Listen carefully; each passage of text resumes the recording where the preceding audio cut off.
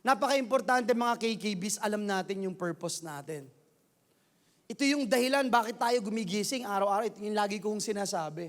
Meron tayong mission, meron tayong purpose. At bakit tayo kinreate, sabi ng Lord, to subdue the earth and to rule over it. We were called to lead.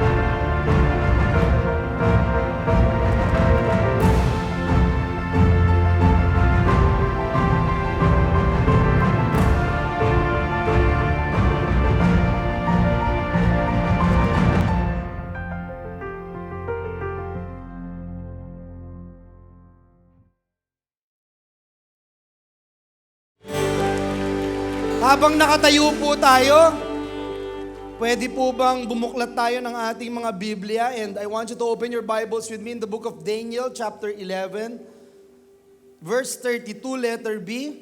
At ang sabi po dito, Daniel 11:32, letter B, those who know their God shall be strong and carry out great exploits. The Lord bless the reading of His Word. Makakaupo na po ang bawat isa. Praise God.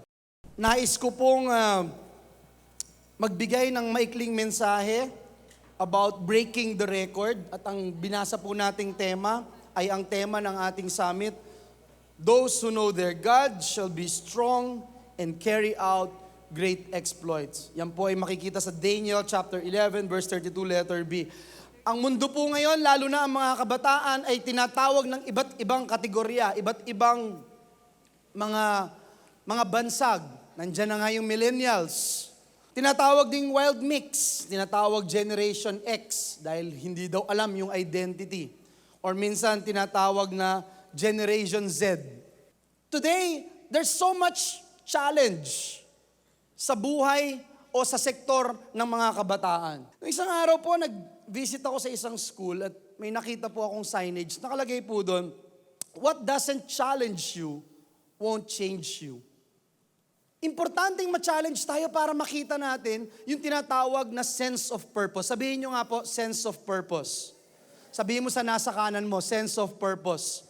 Sabihin mo sa nasa kaliwa mo, narinig ko. May istorya po ako sa isang kaharian. Merong kaharian sa Tralala. Totoo ito, kapatid. Makinig ka. Meron pong isang hari na may anak na prinsesa. Merong river, ilog that separates the castle from the island. May river. At sabi niya, kung sino yung lalaking makaka-cross ng river, magwawagi ng malaking gantimpala at higit sa lahat, siyang magwawagi ng puso ng kanyang unika iha, ng prinsesa ng kaharian, at siya ang magiging susunod na hari ng kaharian ng Tralala. So nagtalunan po yung mga kalalakihan, no? Ang hindi nila alam, yung ilog punong-puno ng mga gutom na buhaya. Yung unang tumalon, unang-una, buena mano, patay agad, sinakmal ka agad ng buhaya. Pangalawa, pangatlo, pang-apat, pang-sampo, pang-20, patay ho lahat ng lalaking tumalon. Hanggang sa isang oras ang lumipas, wala nang gustong tumalon. 2 oras ang lumipas, wala pa ring tumatalon. Nakakabingi yung katahimikan. Parang ganyan. Bigla hong may sumigaw na tumalon. Nagtingin na ng lahat. Nakalampas sa kalahati hanggang sa nakatawid ng ilog. Nagpalakpakan po ang lahat. May nakatawid. Tumayo po ang hari. At pagtayo ng hari, kinuha ang kamay ng kanyang unika iha, ang prinsesa, para ipresenta sa susunod na hari ng Tralala. At bago pa man maitanong ng hari ang napakahalagang tanong, bakit ka tumalon? Anong lakas ng loob meron ka? Bakit ka tumalon? Sumigaw po ang lalaking ito at nagsabing, sino ang lokong tumulak sa akin? Tsamba lang pala. Unfortunately, siya ang hari nung kaharian. Mga KKBs na naririto, marami pong tao kailangan pang itulak. Itutulak ka lang ba? Kasi wala kang purpose. Marami yung tao itutulak ka lang para ma-attain mo yung purpose mo. And there's so many people around the world. There's 7.5 billion in population. 7.5 billion. Every time I think about it, I get that word from the Lord. Kung hindi ikaw ang gagamitin ng Diyos, may pupwedeng gamitin ng Diyos. Are you still with me? Dapat alam po natin yon. And unfortunately kasi, ang mundo ngayon, parang they just found themselves with arms and legs, etc. Nawala yung sense of purpose. Nawala yung sense of direction. Kanina po, pagdating ko rito, I was having a fellowship with some KKB leaders and workers, with Pastor Virgie, Pastor Bobot. And I was sharing with them, I was invited doon sa Harvard graduation. Kasi every year po, pag alumni ka, bibigyan ka ng invitasyon. And this year, about a week ago, si Mark Zuckerberg, the founder of Facebook, siya po yung speaker. And I was watching the commencement exercises. Natuwa ho ako dun sa storya niya dahil taga-Harvard siya, nasa dorm siya ng Harvard, wala daw hong pumapansin sa kanya. And then he decided to drop out. Nag-drop out siya, started Facebook, and at one point in time, when he was just starting, mayroong nag-offer sa kanya ng $1 million. Parang napakabata pa po niya, parang early, I think 19 or 20 years old pa lang siya. Nag-offer ng $1 million. Hindi niya ibinenta dahil sabi niya, hindi yan ang purpose ko eh. May purpose ako. It's not money. It's not about money. I wanted to connect people. That is my purpose. And then, as time goes by, lumaki yung offer. Hanggang sa 100 million na yung offer when he was about 22 years old. 100 million na yung offer. Sabi po niya, hindi niya ibebenta sapagkat, again, I go back to my purpose. Why I had this Facebook? Because I wanted to connect people. Sabi ho ng mga nakapaligid sa kanya, yung mga advisors niya, kaibigan niya, ibenta mo na. $100 million, hindi mo ma-earn yan. At pag hindi mo ginawa ngayon yan, that's it. For the rest of your life, you will be sorry for yourself. But Mark says, no, I know my purpose. This is my purpose. To connect people around the world. Now, Facebook is worth more than $435 billion. Siya po si Mark Zuckerberg. At sabi niya, dinefine po niya yung purpose. Sabi niya, purpose is that sense that we are part of something bigger than ourselves. That we are needed. That we have something better ahead to work for. At sabi niya, purpose is what creates true happiness. Napaka-importante mga KKBs, alam natin yung purpose natin. Ito yung dahilan bakit tayo gumigising araw-araw. Ito yung lagi kong sinasabi. Tayo po ay created by the Lord. In Genesis chapter 1, we were created by the Lord to subdue the earth. To rule over the earth. Sino po naniniwala dito na kinreate siya out of God's image? Taas ang kamay. Tignan niyo po yung nasa kaliwat kanan niyo. Di ba? Ang gaganda at ang gagandang lalaki. Dahil kinreate tayo after God's image. But please, huwag tayong tumigil doon na maganda tayo. Tama na, okay na, maganda na kayo. Meron tayong mission, meron tayong purpose. At bakit tayo kinreate? Sabi ng Lord, to subdue the earth and to rule over it. We were called to lead. Paano tayong magiging leader kung wala tayong alam? Paano tayong magiging leader kung tamad tayong magbasa? Tamad tayong mag-aral? Takot tayo sa ballpen? Hindi ako nagpaparinig. Bato-bato sa langit, ang tamaan, ikaw na ngayon. Dahil ang mga KKB masisipag, bawal ang tamad sa KKB. Tama po ba? Dahil tayong mga KKBs, naintindihan natin yung Matthew chapter 25. Hindi po ba? Yung parable of the talents. Binigyan ng talents ng Lord. Yung hindi gumamit, ano po ang ginawa? Kinuha ng Panginoon. Kaya sabihin mo sa nasa kanan mo, gamitin mo ang iyong talento. Sabihin mo sa nasa kaliwa mo, babantayan kita. Amen po ba? Palakpakan natin ang Panginoon. Pag tinatanong po ako, ikaw, Joel, how do you define purpose? Ang sabi ko po, para sa akin, ang purpose is what motivates you to wake up in the morning. Kung morning ka man gumigising. May mga call center agents, diba? Iba yung body clock nila. Again, it is what motivates you to wake up every morning. That is your sense of purpose, your belief, your cause in life. It's the fulfillment of God's divine blueprint in your life.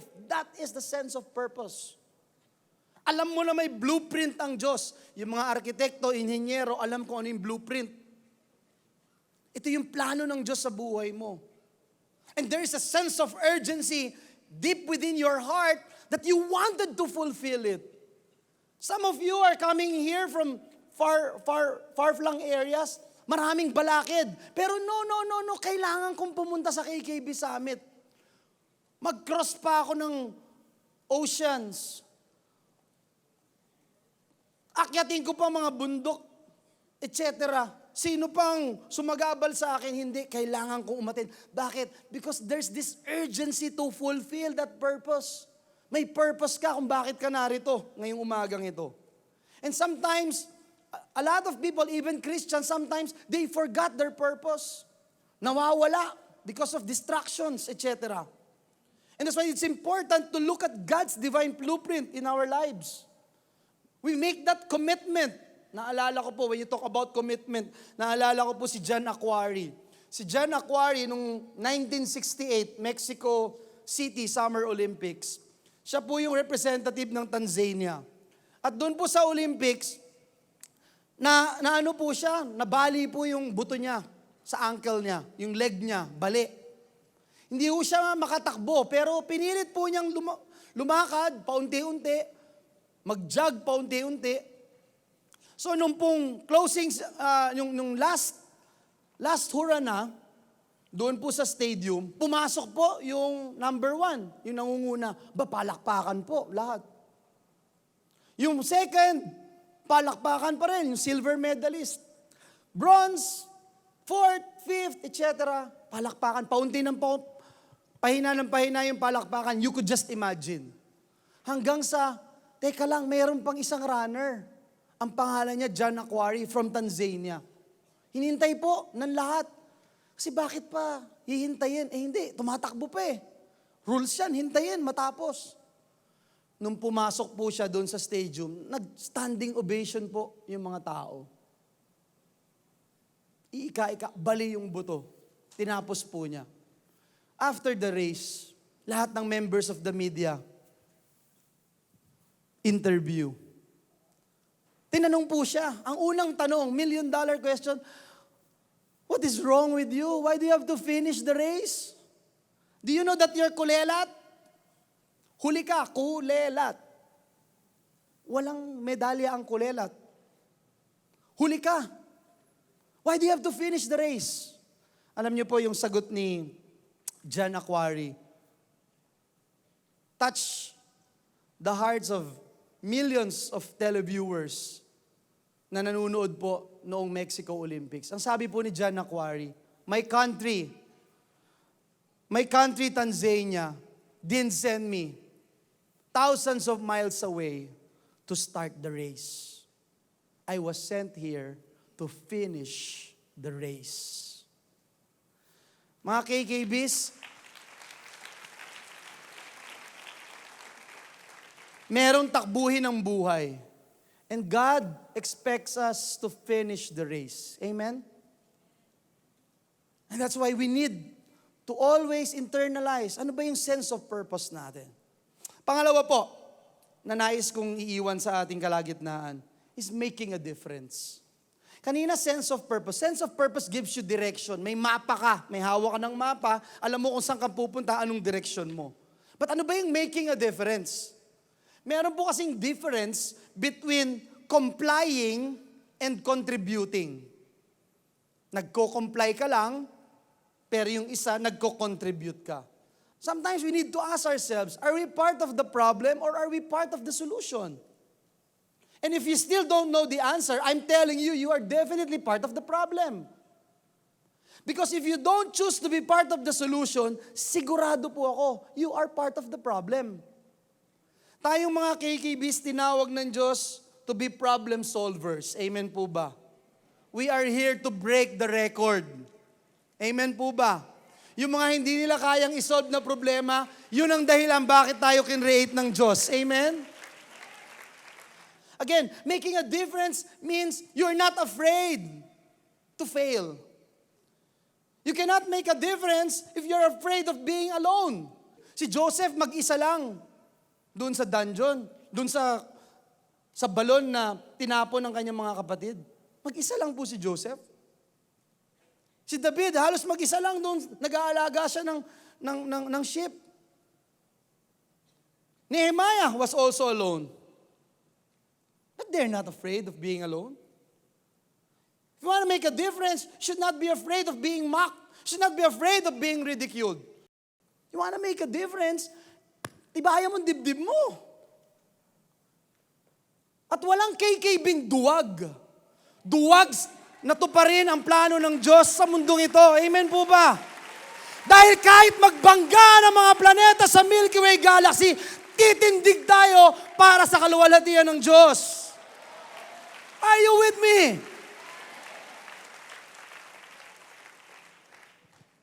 It's not easy to make a difference. It's not easy na ikaw ang sasalubong doon sa agos ng madami. It's not easy to be ridiculed. It's not easy to be misunderstood. Sa mga KKBs who wanted to make a difference, isa lang ang mahalaga sa atin. Ang mahalaga sa atin ay napapasaya natin ang puso ng Diyos. Nabibigyan natin ang kaluwalhatian ng Diyos. At dahil doon, nagkakaroon tayo ng impact. Sabihin nga po natin, impact. Ano ba yung impact? Maraming tao parang bato, binato doon sa dagat, walang lundo. Hindi naramdaman ng karagatan. Maraming ganun. Maraming nabubuhay for the sake of existence. Namatay, parang ipis at daga, patay na. 1 buwan, 2 buwan ng patay, hindi pa nararamdaman. Yun ang sigurado ako, did not make a difference in their lives. Hindi pwede na. Yan ang motto lagi ng KKB. At lagi nating tinatanong, may impact ba ako sa mundong ito? May impact ba ako sa barangay ko? May impact ba ako sa aking eskwelahan? May impact ba ako sa aking pinagtatrabahuhan? May impact ba ako sa simbahan? Nabe-bless ba sila pag nakikita ako o pinagtataguan ako? May impact ba ako sa pamilya ko? Ginagalang ba nila ako? Positibo ba ang impact ko sa mundong ito? There's always room for improvement, KKBs. In whatever circumstances that you are in, always aspire to improve. Because there's always room for improvement. Always. Lagi po yan. Excel in your field. Evaluate, master, develop your skills. Yung critical thinking natin, kailangan nakakaliksthenics yan, na-exercise. Hindi po pwedeng yung natutunan mo kahapon, that's it na, titigil ka na. Kailangan ngayon may matutunan ka. Kailangan mamayang gabi bago ka matulog, tatanungin mo yung sarili mo, is there something new na natutunan ko? So I would make a difference? Pag wala, okay lang, sige, bawi tayo bukas. Bawi, pero sisiguraduhin ko bukas may bago. Meron akong blessing na bago. Meron akong matututunang bago. Again, balikan ko yung message ni Mark Zuckerberg. Sabi niya nung sa graduation ng Harvard, sabi niya, find your purpose, but don't stop there. Find your purpose not just for yourself, but for the world. Make a difference. Make a difference. You don't just finish the race. Finish the race with impact. Amen? Can we give the Lord the best clap offering of praise? Last but not the least, I'll be very fast on this. Qualities of a record breaker. Ano ba yung mga qualities ng record breaker? Una po, relationship with God. You cannot be a record breaker without having a relationship with God. Are you still with me?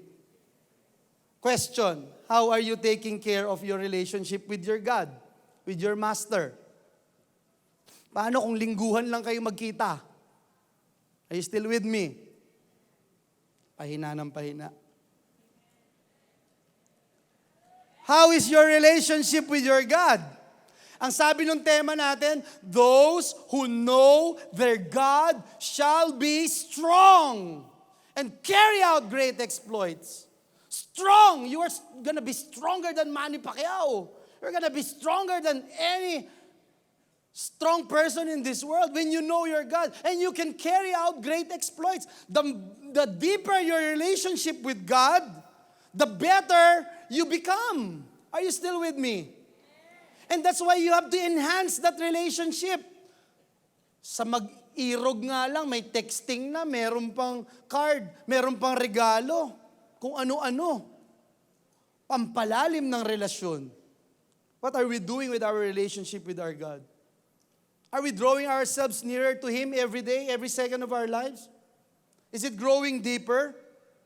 How locked in or how focused you are in that relationship? Importante ho yung focus.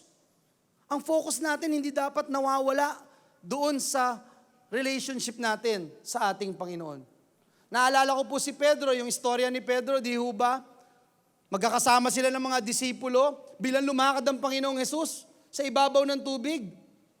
Ano pong nangyari? Lahat natakot. Lahat takot ang mga disipulo. Tapos si Pedro, sabi niya, Lord, ikaw ba yan? Sabi kasi ni Lord, it is me. Do not be afraid. Sabi ni Peter, Lord, if it is you, let me come to you. Sabi ng Panginoon, come.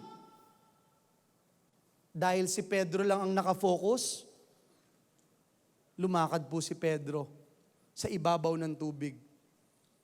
Sa kasaysayan, siya lang ang disipulong lumakad sa tubig. Bakit? Nakafocus siya sa ating Panginoon.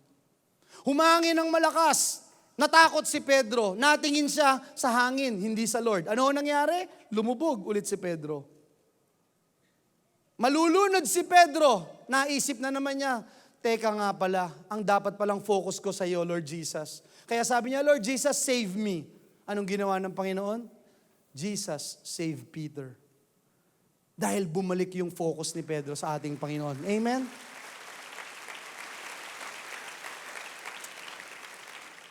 Relationship with God. Number 2, recognize distraction. Mabilis lang po. Recognize distraction. We must recognize distraction. Kasi kanina binabanggit natin, we need to be focused, we need to be locked in with our calling, with our purpose, in making a difference. Pero maraming distraction. Madalas, distraction ay tao. Are you still with me? Kakilala mo, kamag-anak mo, mahal mo sa buhay, kaibigan mo, yun ang pinakamasakit. Minsan sila yung distraction. Words can be a distraction. Text message, postings, messages, distraction. Events can be a distraction. Merong malaking event sa church, malaki yung part na gagawin mo, biglang sakto, meron ding magandang palabas sa telebisyon. Live. NBA Finals. Nako. Ang point ko is that these are distractions. Material things can be distractions. Di ba? Minsan pag ganito lang ang offer, kaya ko yan, hindi. Ito, alam ko, focus ako, etc. Binibigyan na ng kotse, teka lang, ibang usapan yan. Tudor yan eh. Nalagyan na. These are distractions. We need to recognize distraction and reject distractions. Third, thirst for knowledge. Ulitin ko po. Una, relationship with God. Pangalawa, you recognize distraction. Third, thirst for knowledge. Importante na may thirst for knowledge. Sabihin nga po natin, thirst for knowledge. Si Elisha, pag titignan natin yung story niya dun sa 2 Kings, wala ho siyang ibang gustong gawin kundi mag-observe. Observe, learn, learn, learn, learn, learn, learn.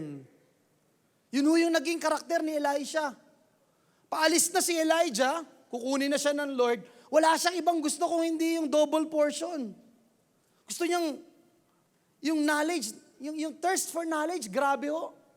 Laging open yung kanyang vessel. Ngayong tanghali pong ito, we make sure that our hearts are open and thirsty for knowledge. Para nang sa ganun, kung ano yung gustong mensahe ng Diyos sa ating buhay, matanggap po natin.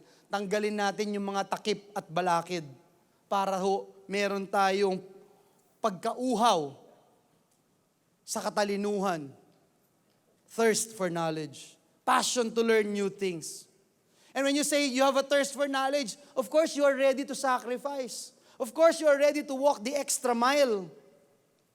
Of course you have this continuous desire to be better. Are you still with me? You cannot break the record if you are still the same person as you are before you came here. No, you cannot break that record. No way. You have to be better. Are you still with me? Tayo ay tinawag ng Diyos to become better Christians every day. Let us have that thirst for knowledge. Let us discover new things. Ano ba yung pwede pa natin madiskubre sa karakteristik ng ating Panginoon? There's so much to discover. Parang minahan ng maging relationship natin sa Kanya. Pagkaroon tayo ng thirst for knowledge in knowing Him. Second to the last point, learn to create short wins. Importante po yan sa qualities of a record breaker. Learn to create short wins. Importante po, meron tayong mga short-term goals. Hindi lang laging long-term. Kung iniisip mo yung mangyayari sa'yo 10 years from now, okay po yun. 5 years from now, okay din po yun. Pero yung 1 year from now, parang mas okay din po yun. Mas maganda ho kung may monthly target ka. At mas maganda kung meron kang weekly target. Baka mas maganda at pinakamaganda, meron kang daily targets na you get better. Na you break your own record every day. Because that's the ideal. You break your record daily. When you learn to create short wins, you develop yung positivism. Yung lagi nating sinasabi, let's be positive. Let's be positive. Alam niyo, may kwento ako dun sa positivism. Yung mga lamok nag-uusap. Sabi nung mga anak na lamok dun sa nanay at tatay nila, Nay, Tay, sikat na tayo. Tingin ko sikat na tayo kasi nakita ko sa TV, may picture natin. Tinatawag na nga tayo, dengue. Sikat na tayo, Nay, Tay. Tapos, Nay, Tay, alam kong sikat na tayo. Alam mo kung bakit? Pag dumadaan ako sa mga tao, nagpapalakpakan sila. Pumapalakpak talaga sila, Nay, Tay. Sikat na tayo, Nay, Tay. Be positive.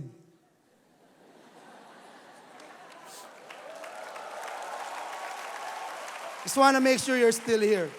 Last but not the least, and I think this is the most important ingredient, it is the anointing of the Holy Spirit. Listen carefully, please, and I'm about to wind up. Anointing of the Holy Spirit. For me, this is the difference maker. Every time I get to be asked, how'd you do it? I became a member of the first Southeast Asian basketball, yung Seaba, katatapos na nag-champion tayo. First member of the Philippine team.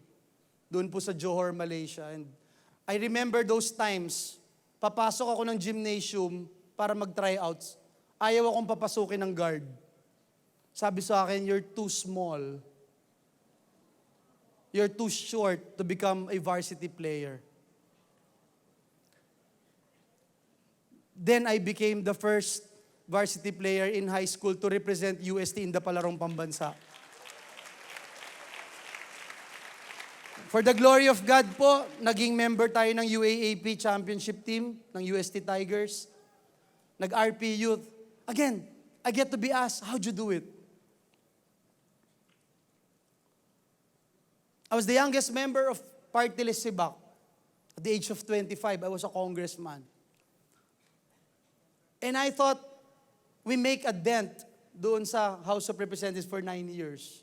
And then, here comes, I thought the biggest battle of my life when I decided to file my certificate of candidacy, despite the fact that survey ranking says you are insane to file your certificate of candidacy. 2 years before the election, I was ranking 42. 42 KKBs. 12 lang ang mananalo, 42. January of 2016, I was number 17. Number 17 in ranking. And then the rest is history. Again, I get to be asked, how'd you do it? Joel, how'd you do it? When I couldn't have my baby. When the doctor says, you're not gonna have a baby. Punta ng Singapore. Lahat ng doctors, pinuntahan, sabi, no, it's not gonna happen, etc. No way. Forget about it. Di ka magkakaroon ng baby. And then you have Jaden and Gwen. Again, I get to be asked, how'd you do it, Joel? How'd you do it? If there's one thing that I want to share with you this morning, how'd you do it? I didn't do anything. I just knew I received the anointing power of the Holy Ghost and I just go with the flow.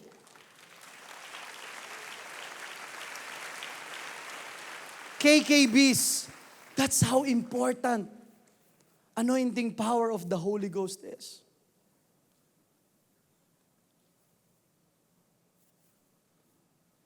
Don't go out of your homes, your houses, without knowing you are filled with the Holy Ghost.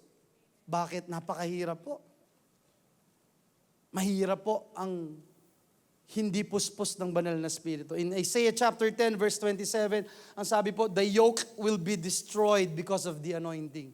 The yoke, the wiles, the plans of the enemy. Anong plano man yan? Lagyan ka ng sakit, lagyan ka ng cancer, lagyan ka ng virus, maaksidente ka, may bumangga sa'yo, madulas ka. Anything na pinaplano ng kaaway, ang sabi ng Panginoon, those things will be destroyed because of the anointing. Are you still with me? Sa 1 Samuel chapter 16, nakita natin, sabi ng Panginoon, God looks at the heart. Yun ho yung prerequisite ng anointing. Check yung puso natin. Pwede bang lagyan ng anointing yung puso mo? Pwede po bang lagay natin yung kanang kamay natin sa tapat ng ating puso? I want you to ready your heart. Please, KKBs, ready your hearts. Wala akong ibang gustong gawin ng Diyos ngayong tanghali na ito kung hindi puspusin ang iyong puso ng anointing power of the Holy Ghost. But, hindi niya po pwedeng gawin yon without you opening it up. Ikaw ang may hawak ng doorknob. Ikaw ang may hawak ng susi para papasukin ang anointing power of the Holy Ghost. Nung makita po ng Panginoon ang puso ni David, sabi niya kay Samuel, anoint him with oil. Dinisregard yung malalaking katawan, masitkisig, matitigas, mga matatapang na kapatid ni David, dinisregard po lahat ni Samuel.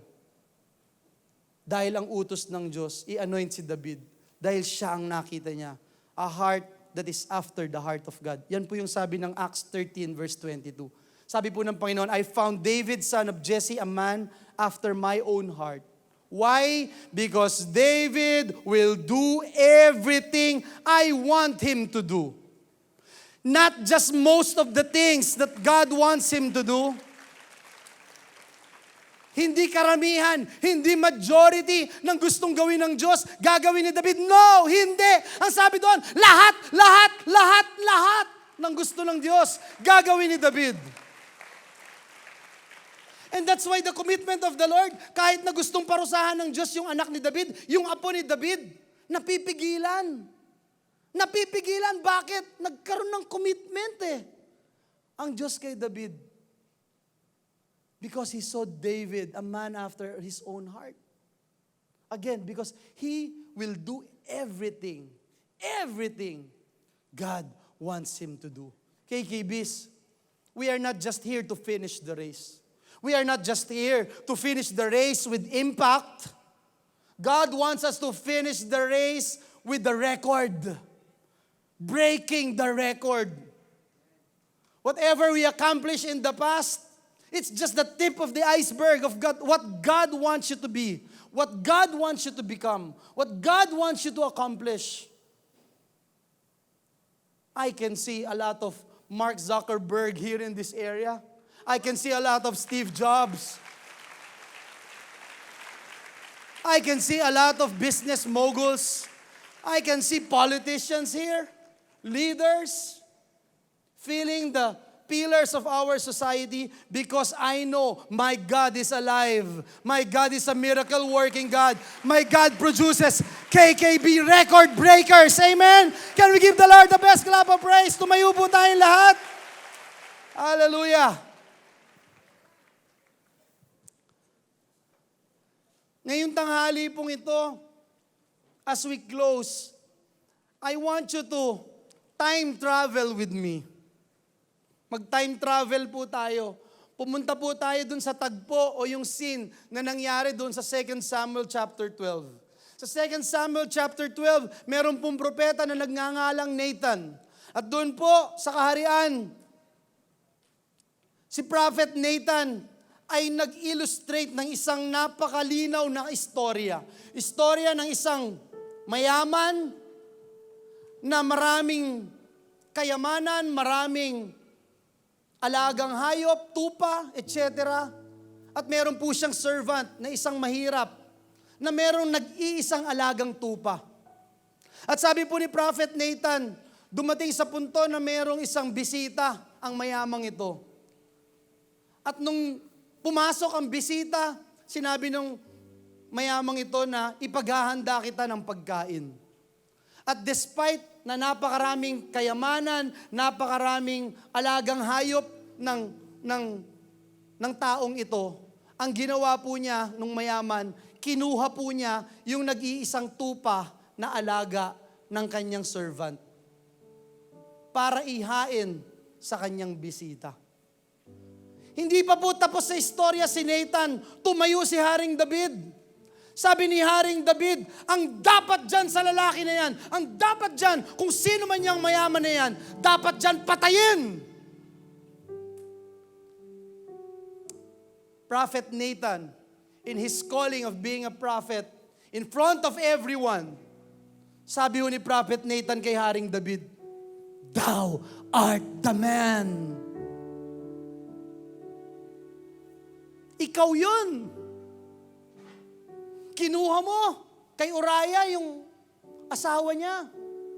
Ikaw yun. Thou art the man. KKBs, listen carefully please. In that scenario, the king, King David, can actually command his armies na hindi lang arestuhin, kundi patayin si Prophet Nathan.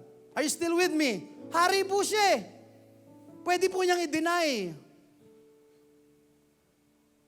Pwede niyang ipapatay si Nathan. Panindigan na tama siya, siya yung hari. But David,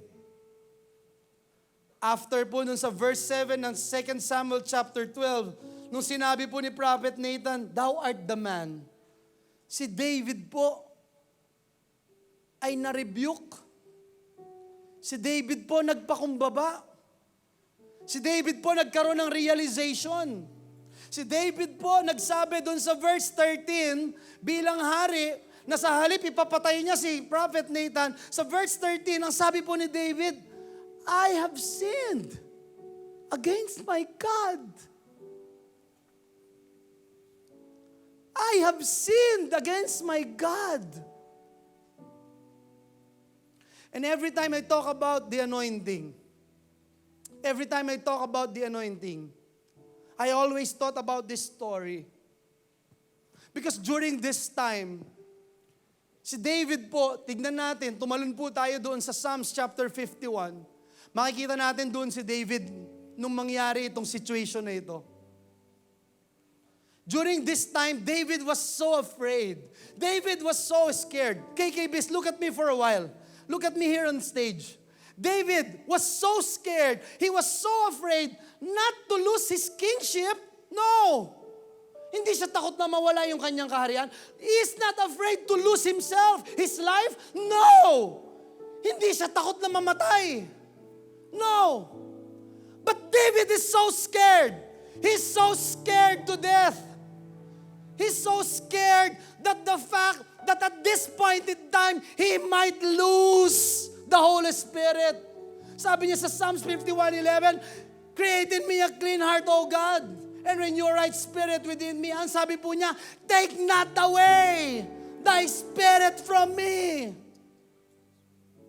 That is what he is afraid of. Takot na takot po siya na mawala yung Holy Spirit sa kanya. Hindi yung buhay niya, hindi yung kaharian niya, hindi yung kung ano man meron siya. No! Sabi niya, cast me not away from thy spirit. Take not thy Holy Spirit from me. This afternoon, I want you to focus on the Lord. I want you to bow your heads right now and just focus on Him. The Lord is here. He wants a deeper relationship with you. He wants you to recognize and reject distractions right now. He wants to put in that desire and passion to thirst for knowledge. He wants you to know that you are winning your battle right now. He wants you to know that. And He wants you to know more than ever before to feel you. He wants you to feel you with the anointing power of the Holy Ghost. I want you to lift up your hands to the Lord as we sing this song, Create in me a clean heart, O God. Create in me a clean heart, O God. And renew a right spirit. Renew a right spirit within me. Minsan pa, create in me. Create in me a clean heart, oh God. And renew a right spirit within me. Cast me not away. Cast me not away Jesus. from thy presence, O Lord. And take not thy Holy Take Spirit. not thy Holy Spirit from me.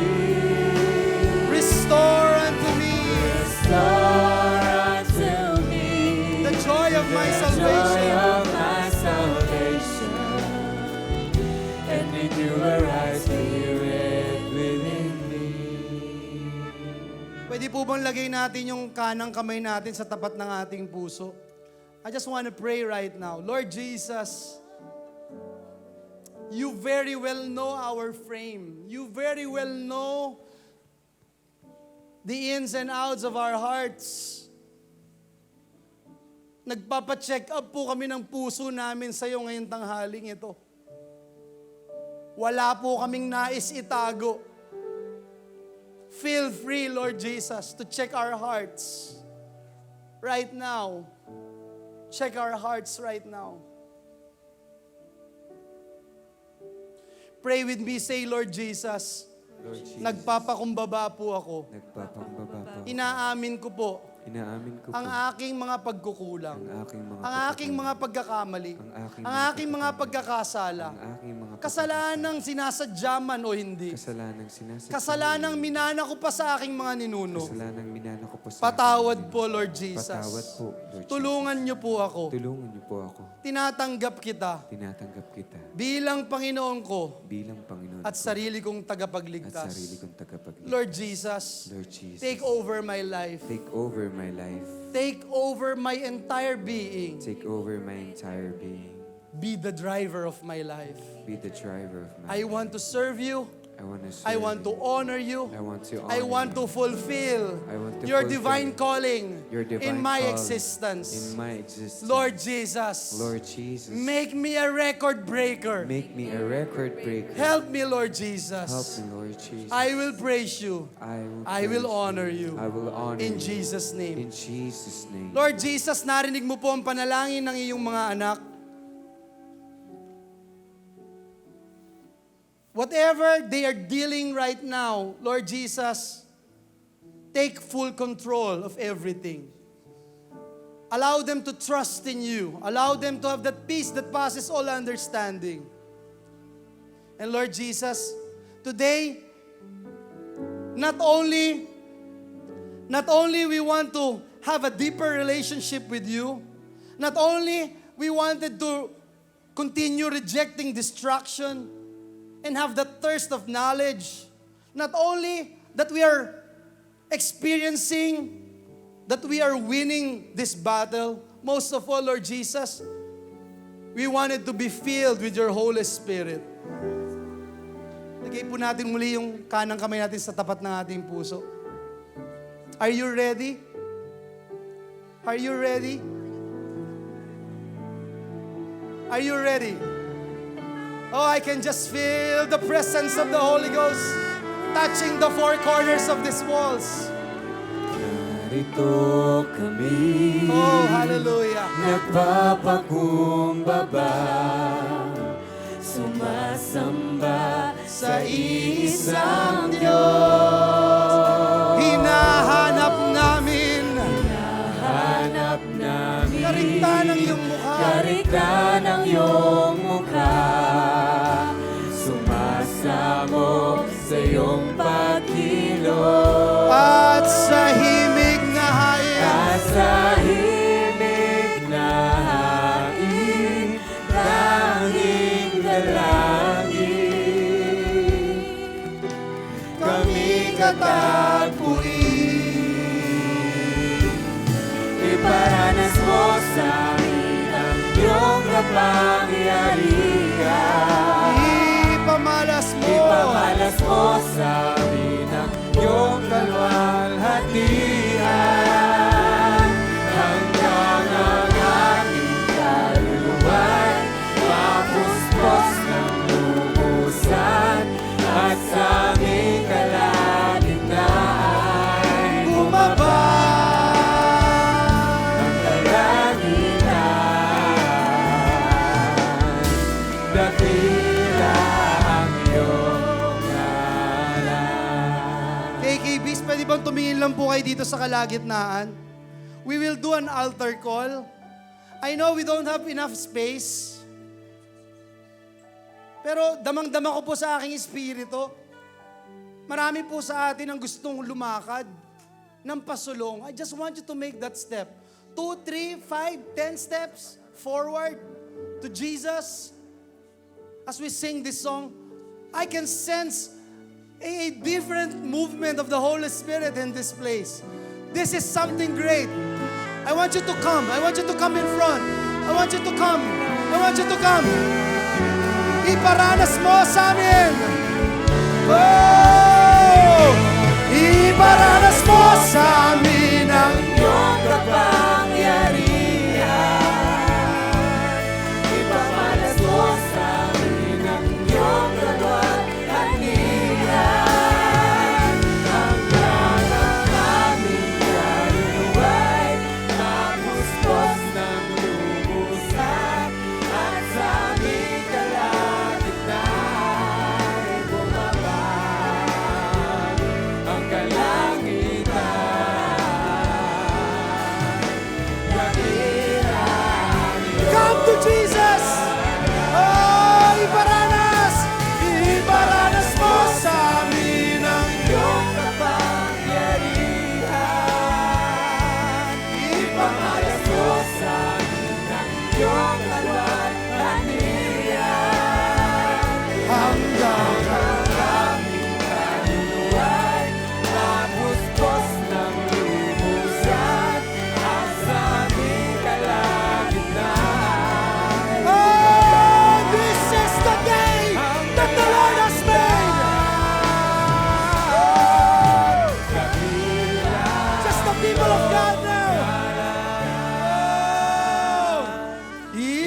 Iparanas mo sa amin ang iyong ipamalas. Just open your hearts. Oh, just open your hearts. He's here. He's here. Open your hearts. Do not hurt the feelings of the Holy Spirit. He is here. Lift up your voices. Lift up your voices. Iparanas mo. iparanas mo sa amin ang iyong kapangyarihan. This is the day. Ipamalas mo sa amin ang iyong kapangyarihan. Hanggang ang aming kaluluwa'y mapuspos ng lupa. This is our prayer. Ang sabi This is our prayer, Lord. ang kalangitan, dakila ang iyong ngalan. Hanggang ang aming kaluluwa'y Mapuspos ng lubusan at sa aming kalagitnaan ay bumaba. He is feeling you right now. Dakila ang iyong